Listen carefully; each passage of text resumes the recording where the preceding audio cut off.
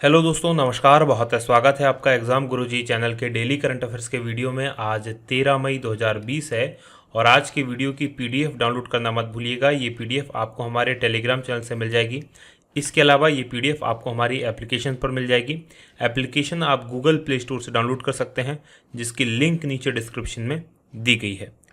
Video में आगे बढ़ेंगे। हमारी एमपीपीएससी प्री 2020 के लिए टेस्ट सीरीज चल रही है। 499 रुपये में मध्य प्रदेश की सबसे बड़ी टेस्ट सीरीज है। 125 टेस्ट यहाँ से आप लगा पाएंगे। और जिन लोगों ने एमपीपीएससी प्री के हमारे नोट्स बुक किए हैं, उनके लिए टेस्ट सीरीज केवल 399 में है। अभी भी आप ये नोट्स बुक कर सकते हैं और आपको ये टेस्ट सीरीज 399 में ही मिलेगी। 998 में ये आप बुक कर सकते हैं और इसकी पीडीएफ तुरंत एप्लीकेशन पर अपडेट हो जाएगी, तो वहाँ पर आप इसको पढ़ पाएंगे। लॉकडाउन के बाद में आपके पास नोट्स पहुँच जाएंगे। ये हमारा फुल कोर्स है, इसको भी आप ज्वाइन कर सकते हैं। आगे बढ़ेंगे, बात करेंगे थॉट ऑफ द डे की। जो आज का हमारा मोटिवेशनल पावरफुल थॉट है कि असफलता को सफलता में बदलो। निराशा और जो असफलता होती है वो सफलता के रास्ते में आने वाले दो निश्चित पदचिन्ह हैं। देखिए, मतलब क्या कहना है, जब भी आप किसी एक यात्रा पर चलते हैं, जब भी आप किसी मंजिल को प्राप्त करना चाहते हैं, तो आप निराश भी होते हैं, आप असफल भी होते हैं। ये दो निश्चित चीज़ें हैं जो आपके रास्ते में आएंगी ही आएंगी।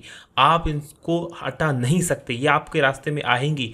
अब सफल वही होगा जो इस असफलता से सीख लेगा और सफल हो जाएगा और वो आगे बढ़ेगा, निराशा से उभरेगा और आगे बढ़ेगा। तो जब कभी भी निराशा आए, जब कभी भी आपको सफलता मिले, तो निश्चित मानिए कि आप आगे सफल जरूर होंगे और अपने रास्ते पर चलते रहें। इसी थॉट के साथ आगे बढ़ेंगे। बात करेंगे कल के सवाल की। कल मैंने आपसे प्रश्न पूछा था कि किस अंतरिक्ष एजेंसी के हबल टेलीस्कोप ने अंतरिक्ष में 30 साल पूरे किए हैं, और इसका नाम है नासा का। ये जो है टेलीस्कोप था, जिसको यूरोपीय जो अंतरिक्ष एजेंसी है उसकी सहायता से नासा ने स्पेस में स्थापित किया था।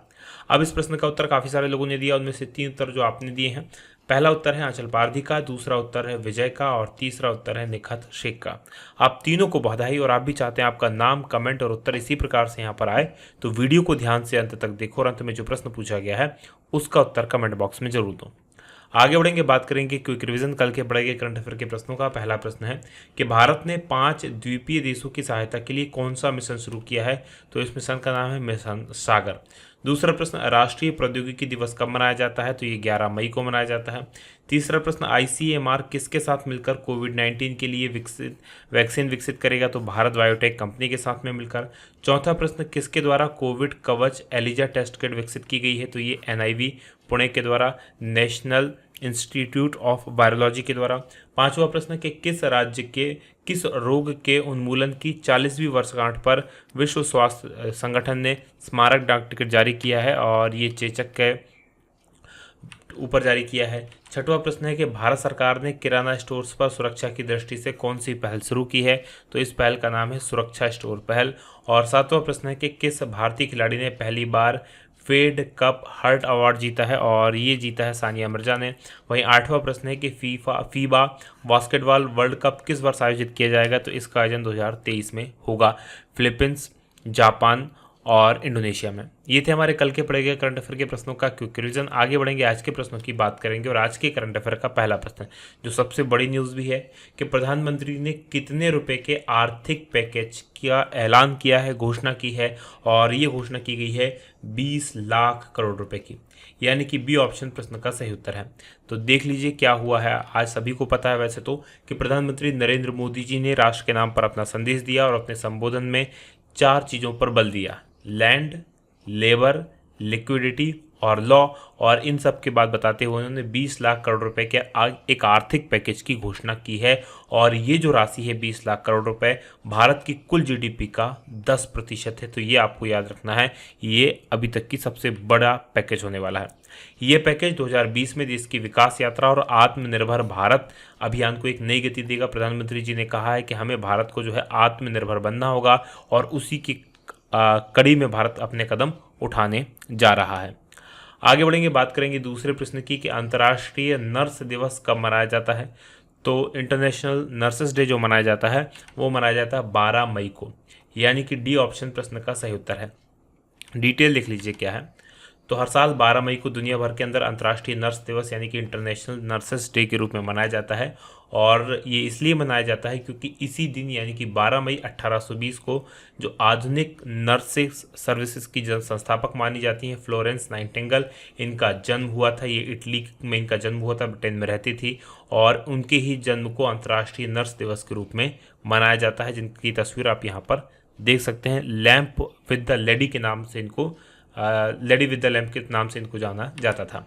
और 2020 का जो अंतर्राष्ट्रीय नर्स दिवस है उसकी जो थीम रखी गई है वो nursing to the world to health, ये इस बार की जो है थीम रखी गई है। आगे बढ़ेंगे, बात करेंगे इसकी डिटेल्स की। तो विश्व स्वास्थ्य संगठन के बारे में आपको बता दूं कि इसने 2020 को नर्स और मिडवाइफ का अंतर्राष्ट्रीय वर्ष के रूप में भी घोषित किया है। तो ये भी एक इंपॉर्टेंट फैक्ट है जो आपको याद रखना है। अगला प्रश्न तीसरा है कि देश में सार्वजनिक स्थलों पर किन तंबाकू उत्पादों सहित थूकने पर प्रतिबंध लगा दिया गया है। तो देश के करीब 25 से ज़्यादा राज्यों ने इस प्रकार का प्रतिबंध लगाया है और ये प्रतिबंध लगाया है धूम्र रहित तंबाकू उत्पाद। जैसे आप गुटखा वगैरह होता है तो उसको जब चबाते हैं तो क्या होता है, मुंह में बहुत सारी लार होती है और उसको थूकना पड़ता है, जिससे संक्रमण का खतरा होता है। डिटेल देख लीजिए इसकी क्या है। तो देश में 25 से अधिक राज्यों और जो केंद्र शासित प्रदेश है उसने कोविड-19 के कारण धुआं रहित यानी कि धुआं वाला कौन सा होता है, जो बीड़ी सिगरेट पीते हैं, उसके अलावा जो तंबाकू उत्पाद होते हैं जैसे गुटखा आप खाते हैं और बहुत सारी चीज़ें होती हैं, तो उनके उपयोग और सार्वजनिक स्थलों पर थूकने पर प्रतिबंध लगा दिया है। और केंद्रीय स्वास्थ्य मंत्रालय ने 1 अप्रैल को सभी राज्यों से कहा था कि वो अपने यहाँ पर इस प्रकार के सार्वजनिक क्षेत्रों में धुआं रहित तंबाकू के उत्पाद के उपयोग और थूकने पर प्रतिबंध लगाए और उसी का पालन करते हुए करीब 25 से ज़्यादा राज्यों और केंद्र शासित प्रदेशों ने ये प्रतिबंध लगाया है।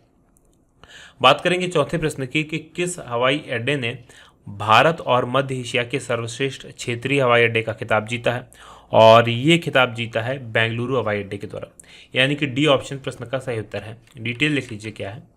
तो बेंगलुरु का केम्पेगौड़ा अंतर्राष्ट्रीय हवाई अड्डा, इसने भारत और मध्य एशिया का सर्वश्रेष्ठ क्षेत्रीय हवाई अड्डा होने का इस साल का खिताब जीता है और ये स्काई ट्रैक्स पुरस्कार के नाम से इसको जाना जाता है। ये पुरस्कार दिया गया है और इस एयरपोर्ट को ग्राहकों के द्वारा 2020 के वर्ल्ड एयरपोर्ट अवार्ड्स में पिछले 4 साल में तीसरी बार भारत और मध्य एशिया के सर्वश्रेष्ठ क्षेत्रीय हवाई अड्डे के रूप में वोट दिया गया है। यानी पिछले 4 सालों में 3 बार ये पुरस्कार बेंगलोर हवाई अड्डा जीत चुका है। बात करेंगे 5वें प्रश्न की कि किस राज्य सरकार ने FIR आपके द्वार योजना शुरू की है। और इस योजना को शुरू किया गया है मध्य प्रदेश सरकार के द्वारा, यानी कि ए ऑप्शन प्रश्न का सही उत्तर है। डिटेल देख लीजिए क्या है।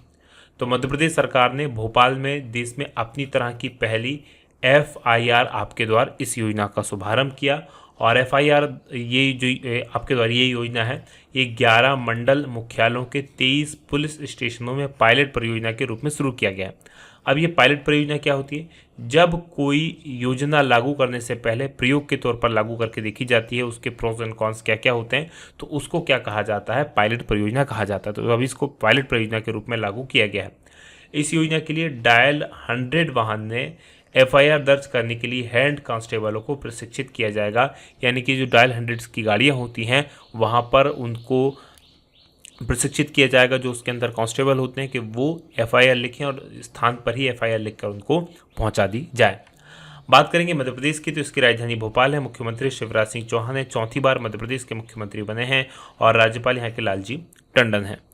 आगे बढ़ेंगे, बात करेंगे अब हम 6वें प्रश्न की कि किस शहर में प्राणवायु कार्यक्रम लॉन्च किया गया है। तो ये प्राणवायु कार्यक्रम जो लॉन्च किया गया है ये बेंगलुरु में किया गया है, यानी कि डी ऑप्शन प्रश्न का सही उत्तर है।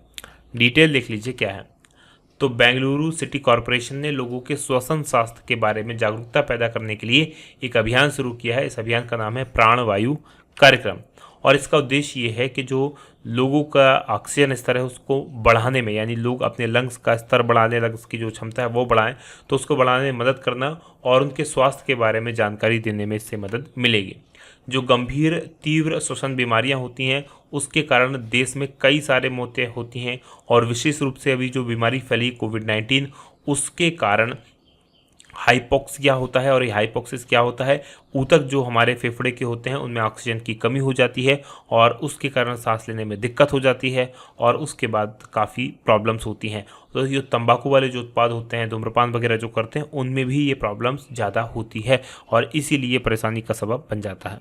आगे बढ़ेंगे, 7वें प्रश्न की बात करेंगे कि भारत में कब फीफा अंडर 17 महिला विश्व कप आयोजित होगा, और इसका जो आयोजन किया जाएगा 2021 में किया जाएगा। पहले इसका आयोजन 2020 में होना था, लेकिन कोविड-19 के कारण इसको आगे किया गया है। अब इसका आयोजन 2021 में होगा। डिटेल देख लीजिए क्या है इसकी। तो अंडर 17 महिला विश्व कप 2021 में भारत में 17 फरवरी से 7 मार्च के बीच में इसका आयोजन किया जाना है। और कोरोना के कारण भारत में इस साल होने वाला जो महिला अंडर 17 फुटबॉल विश्व कप है उसको स्थगित किया गया था। ये टूर्नामेंट जो आयोजित होना था ये 2 नवंबर से 21 नवंबर के बीच में आयोजित होना था, लेकिन अब इसको 2 नवंबर से 21 नवंबर की बजाय 2021 में आयोजित किया जाएगा। ये अब बात करेंगे अब 8वें प्रश्न की कि किस भारतीय पैरा एथलीट ने संन्यास की घोषणा की है, और ये संन्यास की घोषणा की है दीपा मलिक ने। यानी कि डी ऑप्शन प्रश्न का सही उत्तर है। भारत की ये पहली ऐसी पैरा ओलंपिक है जिनको खेल रत्न पुरस्कार दिया गया है। 2019 में इनको ये पुरस्कार दिया गया था। तो डिटेल देख लीजिए इनकी क्या है। तो भारतीय महिला पैरा एथलीट्स दीपा मलिक, इन्होंने सक्रिय खेलों से संन्यास की घोषणा कर दी और 11 मई को इनके द्वारा ये घोषणा की गई है। 49 साल की है ये, और दिल्ली हाईकोर्ट के निर्देश पर फरवरी में जो चुनाव हुए थे उसमें इनको जो है पीसीआई का अध्यक्ष चुना गया था। पीसीआई क्या है? ये एक नई बॉडी बनी है para Olympic committee of India के नाम से, राइट। तो इसके अध्यक्ष के रूप में इनको चुना गया है। दीपा की बात करें तो इन्होंने रियो पैरा ओलंपिक जो 2016 में हुआ था उसमें गोला फेंक यानी कि शॉट पुट में रजत पदक जीता था, और पैरा ओलंपिक खेलों में कोई पदक जीतने वाली ये पहली भारतीय खिलाड़ी हैं, इसलिए और इनका नाम इंपॉर्टेंट हो जाता है। तो ये तो था आज का हमारा पूरा वीडियो। अब बात करेंगे आज के सवाल की। आज का हमारा सवाल है कि एशियाई युवा खेलों का आयोजन 2021 में कहाँ किया जाएगा। तो इनका आयोजन 2021 में होना है, और 2021 में इनका आयोजन कहाँ होगा ये कमेंट करके आप मुझे बताइएगा। करंट अफेयर का ही प्रश्न है, लेकिन थोड़ा सा पुराना है, तो आप लोगों के लिए अभी क्वेश्चन जो है आप थोड़े से पुराने रहेंगे, क्योंकि कई बार क्या होता था कि 1-2 दिन पहले के ही करंट अफेयर का क्वेश्चन हो जाता था। तो अब आपके लिए थोड़ा सा क्या हो जाएगा, टास्क डिफिकल्ट हो जाएगा, लेकिन आपका जो नॉलेज है उससे वो ज़रूर बढ़ेगा। तो इस वीडियो को हम यहीं समाप्त करेंगे। आप लोगों का बहुत बहुत धन्यवाद। जय हिंद, जय भारत।